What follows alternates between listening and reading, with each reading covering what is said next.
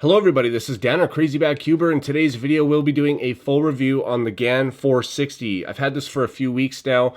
In my first impressions video, some of the problems I had with this puzzle were that I got some corner twists once in a while, and also the inner layers would lock up here and there. It also felt like it was deforming a lot, and the outer layers were always faster than the inner layers. And most flagship puzzles, especially for the price point, they usually feel the same, if not exactly, then very, very close.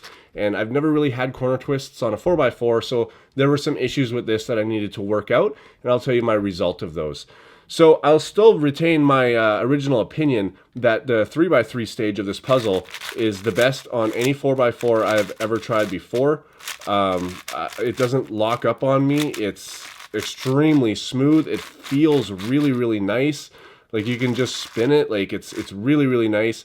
The inner layers, however, are slower than the outer layers, and it trips me up because I like all the layers to feel exactly the same, and I don't want to have to like change how much pressure I put on different layers. That's really what trips me up about that. And this one, I haven't been able to fix that problem. So I did take the puzzle apart. I lubed it with DNM 37, Gravitas and Dignitas. Now on the Cubicle's website, they explain on the Wuchwei M from Angstrom how they do it and which lubes they use. So I did the same process. I don't know how much lube they did, so I was a bit sparing to not over lube it because those are some thick lubes. And it worked really, really well. It did help the inner layers. It definitely is a little bit faster. The outer layers are exactly where I want them to be now. But overall, the inner layers, I just can't get to exactly where I want them. And I've tried to tension this thing, and obviously I lubed it as well. And it's not exactly where I want it. That being said, it's much better than when I first got it. And it doesn't tend to lock up on the outer layers as much. The other thing I also did is I tightened it. The way to tighten this thing, it's kind of weird because you've got to use the tool because it's got these little nuts on there. And you have to take the caps off the centers. Once you take the cap off the center, there's a little triangle that's missing, and all four of them will have it, and then you can adjust it. You can adjust it by pulling them apart and then doing it, but I found that it scrapes up the plastic a little bit, and I don't like that. Another thing that I haven't really been able to fix completely, but I've made better, is the deforming of this puzzle. And the way I did that was I just tightened it up a little bit.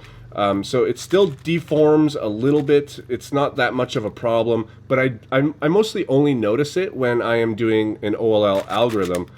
And I just feel like the puzzle is deforming a little bit more than I would care for it to happen. A lot of puzzles do deform. Magnets definitely help them stay like that, but there's a little bit of softness to the feel of this puzzle that I just don't sit well with, and it just, I feel like it really affects my solving, and same with the PLL parity as well. The inner slices again are just not up to par with other puzzles, and that was what I heard about this puzzle before I got it, and it remains to be my opinion as well. But anyways, guys, I'm going to show you some solves and the pieces. The pieces are awesome. I like the honeycomb design. The second I saw this puzzle online, I wanted to like have it because the honeycomb design on the GAN Air is so good, and to apply it to a 4x4 I thought was really innovative. And it definitely makes a huge difference on the outer layers. I just wish that the inner layers were the same as well. But let's take a look at some of these pieces because they look really cool. This is easily my favorite puzzle I've ever done these type of shots with because the honeycomb design looks absolutely amazing, especially when you see it up close like this. The magnets are all different types of colors. We've never seen a puzzle that had the magnets stuck on the outside before. I don't know what the purpose of that is, but the centerpieces also come apart, which I find unnecessary, but I guess with that nut in the middle you kind of have to. And this shot here I really like. I think this puzzle looks cool. It's stealthy. It looks futuristic even. Just a pleasure to look at, in my opinion. It's too bad it didn't have that on the outside. That'd be kind of weird to have honeycomb on the outside. But these are the centerpieces, the little inner wing, fifth hidden layer that you see, and this is how they kind of go together. There's a lot more space in between the pieces here than pretty much any other puzzle that's out there as well for this type of thing. And of course here we have the actual puzzle itself on a stand.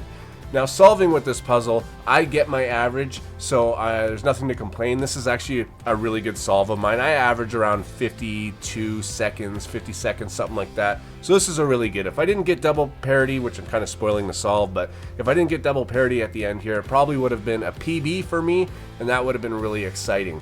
The only thing with solving is I do find that sometimes it does trip me up a little bit in the way that the layers don't turn evenly. The outers are smoother than the inners, and they're faster than the inners.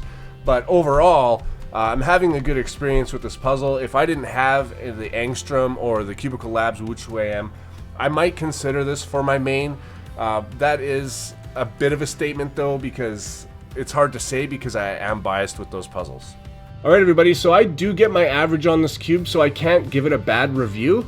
I get my average. You know what? I think that if the inner slices were better, that I would actually improve on my times. So, but I'm going to say that this cube is basically average for, you know, for a high-end speed cube. It's definitely good, but I personally prefer the Angstrom Wuchuiam or even the Cubicle Labs Wuchuiam as well. This puzzle here definitely comes in at a close third to those. But it definitely is not going to be my main. I just find too many problems with it. Overall, it's got a lot of awesome innovation with the way the magnets are and the honeycomb design, and the 3x3 stage being as good as it is. But overall, as a complete package, it's not what I'm looking for. It may be what you're looking for though. It's a very good cube. You just gotta really set it up. You have to set it up because, at least for me, out of the box, mine was not that great. It was too loose. It had some problems. It wasn't lubed correctly, I think, and it just didn't sit well. But you know, given a few weeks and some breaking in and some lubing, it's actually not too bad. So if you guys want to get this puzzle, the link is at the top of the description. Also, I do recommend DNM 37 and the two Angstrom lubes, Gravitas and Dignitas. I will link those down below as well. It's not necessary, but it definitely helped my cube. So if you want that, everything you need is down below to set this thing up as well. I want to thank the Cubicle for sending me this puzzle, and I want to thank you guys for watching, and I'll see you guys on my next video.